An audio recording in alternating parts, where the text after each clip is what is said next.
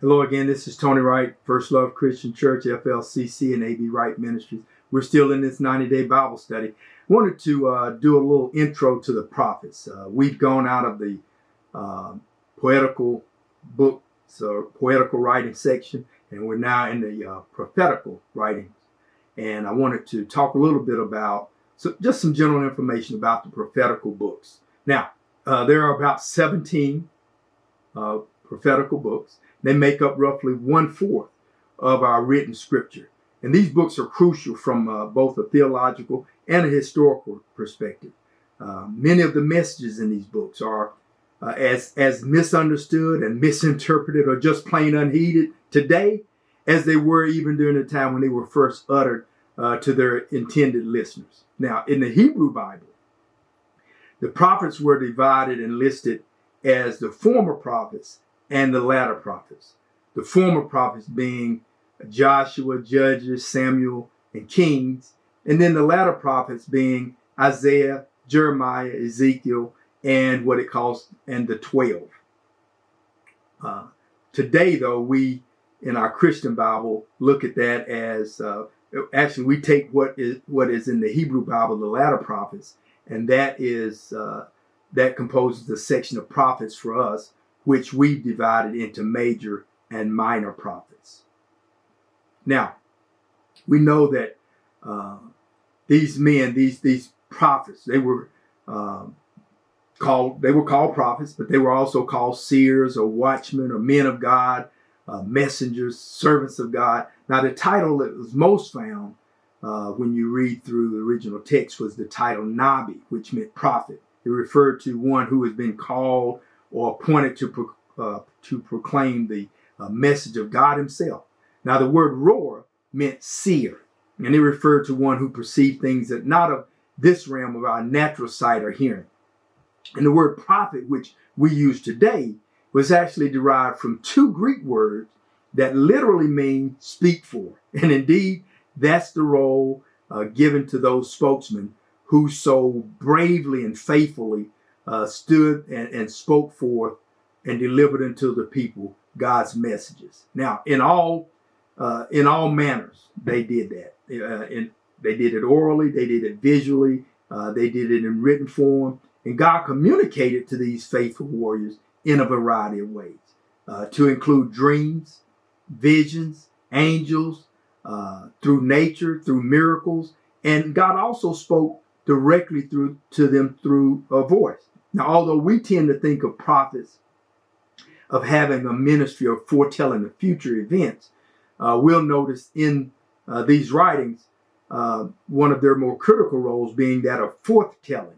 And for this, it takes more than just simply relating some future events. Foretelling required that they proclaim the consequences of these, high and mighty attitudes and the ungodly practices that were found in their day and in our day. Now, these prophets look to the past, oftentimes, to embrace the lessons and exhortations that would help ensure their victory in the present time.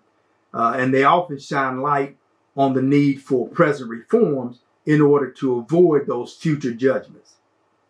Now, as you look to these prophetic messages, I want you to look for 4 major things that you'll find running throughout these prophetic writings. First, see what sinful practices of the people are being exposed by the prophet. And it took some special kind of courage to tell the people what they really needed to hear instead of yielding to that temptation to basically tell them what they wanted to hear. Now, these great trumpeters of God, they had no time to compromise their treatment of sin as sin. And they, above all, knew that the only hope for the people was to humble themselves before the Lord and to acknowledge their sin and their guilt. Now, like watchmen alerting people of coming danger, these prophets' messages were timely and practical.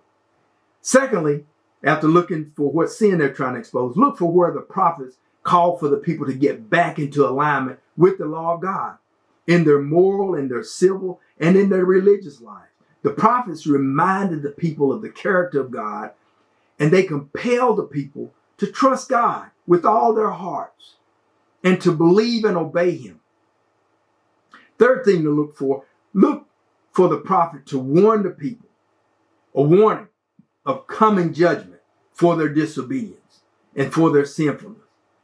The prophets, they reminded the people that they are responsible for their disobedience, and they are responsible for keeping their covenant with God, their commitment with God. And finally, look for the prophet to be connecting to and referencing the anticipated coming of the Messiah. Now, these prophets, they spoke of a time when God's name will be honored and his voice be obeyed by all people of the earth. Biblical prophecy is unique because of its clarity and its specific fulfillment. How do you know a prophet? If what they say comes true. Over 300 Old Testament prophecies were fulfilled precisely by the Messiah in his first arrival. Now, more than 400 Old Testament prophecies remain to be fulfilled when he comes again. So, the short version is that prophetic messages, they held a twofold purpose. It brought a message of condemnation because of the sin of man, and it brought a message of consolation or redemption because of the grace of God. Whew, can somebody say, thank God for his grace? Boy, if it had not been for the grace of God. Grace goes before me, and goodness and mercy follows me. I'm all set. You hear me? And speaking of follow, keep on reading this word and keep following us on your favorite social media platform or your social media platform of choice. And then share this word with your friends and your frenemies. And don't forget, tell your friends and tell your neighbors that FLCC is on the move and we're taking ministry back to the first love. Peace.